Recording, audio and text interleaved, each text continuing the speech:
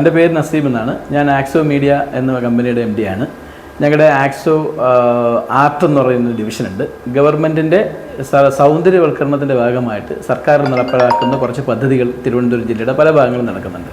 അതിലൊന്നാണ് വെള്ളാറിൽ നമ്മൾ കണ്ട കുറച്ച് ചിത്രങ്ങൾ, അതുപോലെ പേട്ട റെയിൽവേ സ്റ്റേഷൻ്റെ മേൽപ്പാലം, അതുപോലെ ലുലുവിൽ പോകുന്ന വഴിക്കുള്ള അണ്ടർപാസ്. ഇത് ക്രെഡായി എന്ന് പറയുന്ന ഒരു സംവിധാനത്തിൽ കൂടിയാണ് ഇതിൻ്റെ ഫണ്ട് കണ്ടെത്തുക.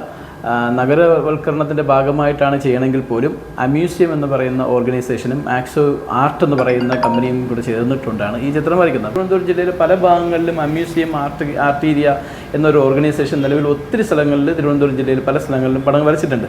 പൊതുവേ നമ്മുടെ ഒരു ആർട്ടിസ്റ്റുമാരുടെ ഒരു മേഖലയിൽ ഒരുപാട് ആർട്ടിസ്റ്റുമാർക്ക് ഇതുപോലുള്ള തൊഴിലവസരങ്ങൾ സൃഷ്ടിക്കുക എന്നുള്ളത് പ്രധാനമായിട്ടും സർക്കാരിനും അമ്യൂസിയത്തിനും ആക്സോ ആർട്ടിനുമുണ്ട്. കാരണം ഒത്തിരി ആർട്ടിസ്റ്റുമാർ ഇതുപോലെ പല ഭാഗങ്ങളിലും കേരളത്തിൻ്റെ പ്രത്യേകിച്ച് നമ്മുടെ ഈ തിരുവനന്തപുരം മേഖലയിൽ ഒത്തിരി കലാകാരന്മാർ അവർക്ക് വർക്കില്ലാത്തൊരവസ്ഥയിലേക്ക് ഇങ്ങനെ പല സ്ഥലങ്ങളിലുണ്ട്. അപ്പോൾ ഇതുപോലുള്ള സർക്കാരിൻ്റെ ഇതുപോലുള്ള ഇത്തരം നല്ല നല്ല പ്രവർത്തനങ്ങൾ കൂടെ ഇതുപോലുള്ള ആർട്ടിസ്റ്റുമാർക്ക് നമുക്ക് പണി നൽകാനായിട്ട് കഴിയും. ഞങ്ങൾ ഒരുപാട് വർക്കുകൾ ഇവിടെ ചലഞ്ച് ചെയ്തിട്ടുള്ള ഒത്തിരി വർക്കുകൾ ആക്സോ മീഡിയയെ പറ്റി പറയുകയാണെങ്കിൽ ആക്സോ ആർട്ട് ചെയ്തിട്ടുണ്ട്. ആക്സോ ആർട്ടായിരുന്നു ഒരു ഒക്ടോബർ 2 മഹാത്മാവിൻ്റെ ഇന്ത്യയിലെ ഏറ്റവും വലിയൊരു ബലൂൺ ആർട്ട് ചെയ്ത് നമ്മൾ ഒരുപാട് ഇന്ത്യൻ ബുക്ക് ഓഫ് റെക്കോർഡും ഏഷ്യ ബുക്ക് ഓഫ് റെക്കോർഡൊക്കെ വാങ്ങിയിട്ടുണ്ടായിരുന്നു. സെൻട്രൽ സ്റ്റേഡിയത്തിലാണ് നമ്മൾ ചെയ്തത്. വലിയ 24,000 സ്ക്വയർ ഫീറ്റ് ചെയ്തതായിരുന്നു. പക്ഷേ അതേമാതിരി കിഴക്കേക്കോട്ടയിൽ നമ്മൾ മേൽപ്പാലത്തിൻ്റെ അടിയിൽ അഭിമാനം അനന്തപുരി എന്ന് പറഞ്ഞിട്ട് തിരുവനന്തപുരം ജില്ലയിൽ ജനിച്ച് വളർന്ന കലാ സാംസ്കാരിക രാഷ്ട്രീയ നായകന്മാരെയൊക്കെ വരച്ചിട്ടുണ്ട്. അതുപോലെ തന്നെ ഒത്തിരി ആർട്ട് വർക്കുകളും വാൾ ആർട്ടുകളൊക്കെ ഞങ്ങൾ ചെയ്യുന്നുണ്ട്. പക്ഷേ ഏറ്റവും റിസ്ക്കിയായിട്ട് ജോബായിട്ട് തോന്നുന്നത് അണ്ടർപാസ് തന്നെയാണ്. കാരണം ഞങ്ങളുടെ മുന്നിൽ ഞങ്ങൾ വരച്ചുകൊണ്ടിരിക്കുമ്പോൾ തന്നെ നേരെ വണ്ടി വന്ന് ഇടിക്കുന്ന അവസ്ഥ തന്നെയാണ്. കാരണം അത് അണ്ടർപാസിലേക്ക് ഒരു വെളിച്ചത്തിൽ നിന്നൊരു ഒരു ഇരുട്ടിലേക്കാണ് അവർ യാത്ര ചെയ്യുന്നത്. അവരുടെ തെറ്റല്ല. അപ്പോൾ അവരൊന്നും ഐഡൻറ്റിഫൈ ചെയ്യുന്നില്ല.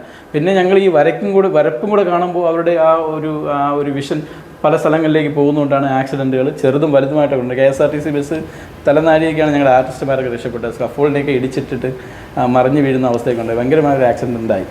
സബ്ജക്റ്റ് ആക്ച്വലി തന്നേക്കുന്നത് സർക്കാർ സൗന്ദര്യ നഗരവൽക്കരണത്തിൻ്റെ ഭാഗമായിട്ട് ചുവർ ചിത്രങ്ങളും വാൾ ആർട്ടും കൊണ്ട് തിരുവനന്തപുരം സിറ്റിയുടെ പല ഭാഗങ്ങളിലും ഈ പോസ്റ്റർ ഒട്ടിച്ച്, ഇല്ലെങ്കിൽ സമ്മേളനത്തിൻ്റെ പോസ്റ്ററുകൾ ഒട്ടിക്കുക, ഇല്ലെങ്കിൽ സിനിമാ പോസ്റ്റർ ഒട്ടിക്കുക, ഇങ്ങനെ വളരെ വൃത്തിഹീനമായി കിടക്കുന്ന അവസ്ഥയാണ് ഇപ്പോൾ നമ്മുടെ ഈ തിരുവനന്തപുരം സിറ്റി. അപ്പോൾ അത്തരം സ്ഥലങ്ങളിൽ സർക്കാരിൻ്റെ വോളുകൾ അല്ലെങ്കിൽ സർക്കാർ അധീനമായിട്ടുള്ള സ്വകാര്യ സ്ഥാപനങ്ങളുടെ മതിലുകളെല്ലാം ചിത്രങ്ങൾ വരയ്ക്കുന്ന പദ്ധതി ഉണ്ടല്ലോ.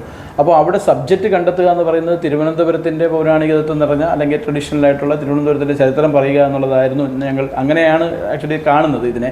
ഇതുവരെ അമ്യൂസിയം ആർട്ടീരിയ ചെയ്തതെല്ലാം അങ്ങനെ തന്നെയാണ്.